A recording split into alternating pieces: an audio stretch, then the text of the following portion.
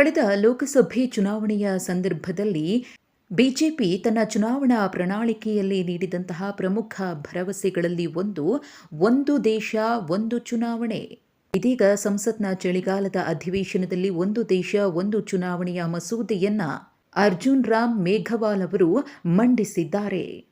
ಪ್ರಧಾನಮಂತ್ರಿ ನರೇಂದ್ರ ಮೋದಿಯವರು ಸೇರಿದಂತೆ ಆಡಳಿತ ಪಕ್ಷದ ಎಲ್ಲಾ ಸದಸ್ಯರು ಕೂಡ ಮೇಜು ತಟ್ಟುವ ಮೂಲಕ ಒನ್ ನೇಷನ್ ಒನ್ ಎಲೆಕ್ಷನ್ ಮಸೂದೆಗೆ ಬೆಂಬಲವನ್ನು ಸೂಚಿಸಿದ್ದಾರೆ. ಹಾಗಿದ್ರೆ ಏನಿದು ಒನ್ ನೇಷನ್ ಒನ್ ಎಲೆಕ್ಷನ್ ಅನ್ನೋದನ್ನು ನೋಡೋದಾದ್ರೆ, ಮಾಜಿ ರಾಷ್ಟ್ರಪತಿ ರಾಮನಾಥ್ ಕೋವಿಂದ್ ನೇತೃತ್ವದ ಉನ್ನತ ಮಟ್ಟದ ಸಮಿತಿಯ ಶಿಫಾರಸುಗಳನ್ನು ನರೇಂದ್ರ ಮೋದಿ ನೇತೃತ್ವದ ಕೇಂದ್ರ ಸರ್ಕಾರ ಕೆಲ ದಿನಗಳ ಹಿಂದೆಯಷ್ಟೇ ಅಂಗೀಕಾರ ಮಾಡಿತ್ತು.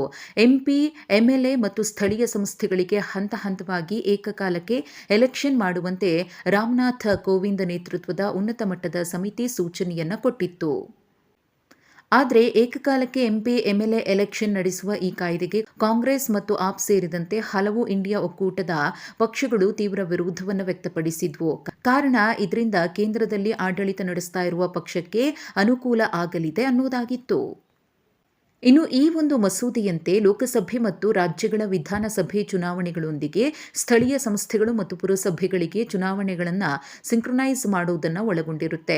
ಎಂಪಿ ಎಲೆಕ್ಷನ್ ಮುಗಿದ 100 ದಿನಗಳಲ್ಲಿ ಸ್ಥಳೀಯ ಸಂಸ್ಥೆಗಳ ಚುನಾವಣೆ ನಡೆಯುವ ರೀತಿಯಲ್ಲೇ ಇದನ್ನು ಮಾಡಲಾಗುತ್ತೆ.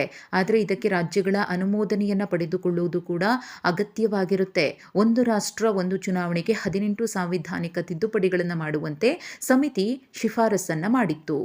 ಇದೀಗ ಒನ್ ನೇಷನ್ ಒನ್ ಎಲೆಕ್ಷನ್ ಮಸೂದೆಯು ಪರಿಶೀಲನೆಗೆ ಒಳಪಡುತ್ತೆ ಅಂತ ತಿಳಿದಿರುವಂತಹ ಕೇಂದ್ರ ಸರ್ಕಾರ ಆ ವಿಶಾಲ ಮತ್ತು ಆಧಾರಿತ ಒಮ್ಮತವನ್ನು ನಿರ್ಮಿಸುವುದಕ್ಕೋಸ್ಕರ ಜೆಪಿಸಿ ಅಂದರೆ ಜಂಟಿ ಸಂಸದೀಯ ಸಮಿತಿಗೆ ಶಾಸನವನ್ನು ಕಳಿಸಲು ಯೋಚನೆಯನ್ನ ಮಾಡಿದೆ ಅಂತ ಹೇಳಿ ಬಲ್ಲ ಮೂಲಗಳಿಂದ ಮಾಹಿತಿ ಲಭ್ಯವಾಗಿದೆ.